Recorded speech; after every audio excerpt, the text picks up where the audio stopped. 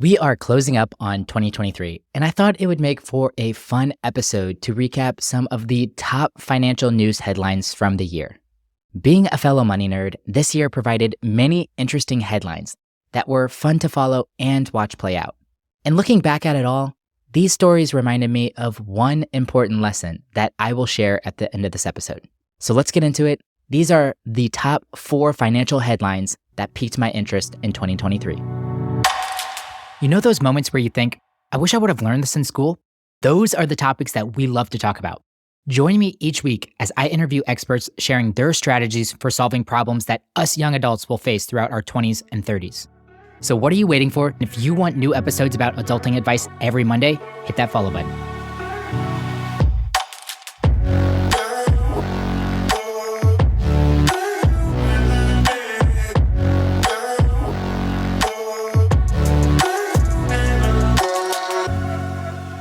Number 1, the Federal Reserve continues its upward climb.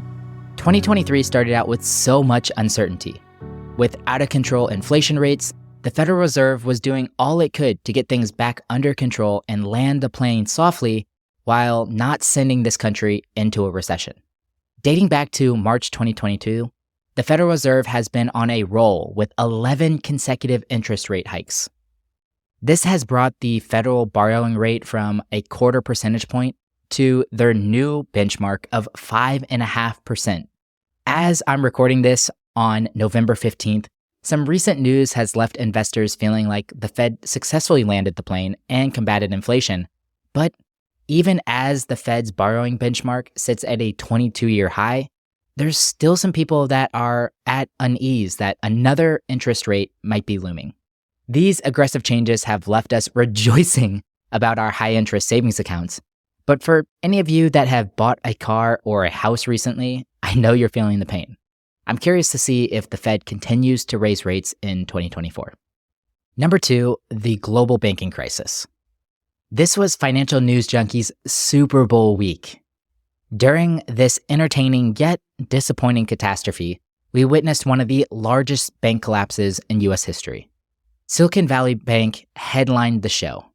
The rapid rise of interest rates and the lack of performance of the tech industry left the bank hemorrhaging cash. Whenever this news began to circulate, depositors' faith in the bank was shaken and more people started making withdrawals. These actions exasperated the issue into even a more colossal problem, and eventually, the bank failed. The failure put a spotlight on the rest of the banking industry, where we saw the fall of Signature Bank, Credit Suisse, and the First Republic Bank. Even as of recording this, myself and many others are still in awe of how quickly this all happened. And it's left us wondering how to safeguard our assets that are left in these institutions' care. Number 3 is the debt ceiling deadlock. Similar to the banking crisis, following along in the debt ceiling deadlock was quite entertaining. But at one point, this story went from interesting to downright nerve-wracking. The debt ceiling is effectively the amount of debt that Congress sets, in which limits the amount of money the U.S. is allowed to borrow. If the debt ceiling isn't raised, the government will ultimately run out of money, thereby defaulting on America's legal obligations, which would be an unprecedented event in American history. This would not only send the US into a deep economic hole, but would have a huge ripple effect on much of the world. Having to raise the debt ceiling isn't a new thing. Since 1960, Congress has acted 78 separate times to permanently raise, temporarily extend, or revise the definition of the debt limit. This time, though, the agreement came down to the wire. Neither party in Congress wanted to budge, as Republicans wanted to see spending cuts before they would pass the bill, and Democrats argued that the bill should pass without any preconditions. The two sides finally came to a consensus only days before June 15th, the date when the US was projected to run out of money. I'm guessing this isn't the last time we will hear a similar headline. The politicalization of the debt ceiling has left Congress agreeing to last-minute and short-term concessions, but for now, I'm glad to put this past us. Learning about the debt ceiling really piqued my interest, and one resource that really helped me this year was episode 57 of the Best Interest podcast, where our friend Jesse Kramer answers the question, how does the debt ceiling affect your finances? So if you want to learn a little bit more about the debt ceiling, I encourage you to go check out that episode. We'll link it down in the show notes. Number 4, and the final headline, is widespread tech layoffs.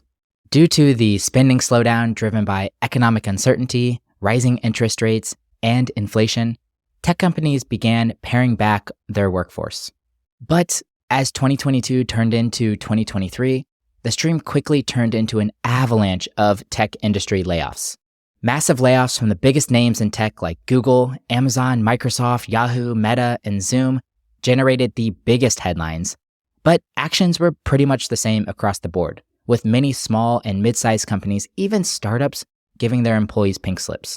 According to TechCrunch, the industry has seen more than 240,000 jobs lost in 2023, a total that is already 50% higher than last year, and we still have another month and a half left on the year. I hope we are past the worst of it though, as I've seen many of my friends affected by these layoffs. If the data is telling us the story, I think we are. October showed 7,300 layoffs compared to the high in January, where we saw over 89,000 employees lose their jobs. I know I left you with a lot of doom and gloom in this episode, which is never my intention, but I wanted to drive this episode home with one lesson that I learned this year. Despite all of this negative news, as of recording this, the NASDAQ is up 35% this year, the S&P 500 is currently up 17.6%, and the Dow Jones Industrial Average is up 5.4%. We started the year with most of media telling us that a recession and economic downturn are all but certain. If we listened to these quote-unquote experts and moved our assets to safe options like cash, we would have missed out on some massive gains. I say this not to convince you to always assume optimism when it comes to investing, but instead to realize that nobody really knows what's going to happen. Other people's opinions are simply that.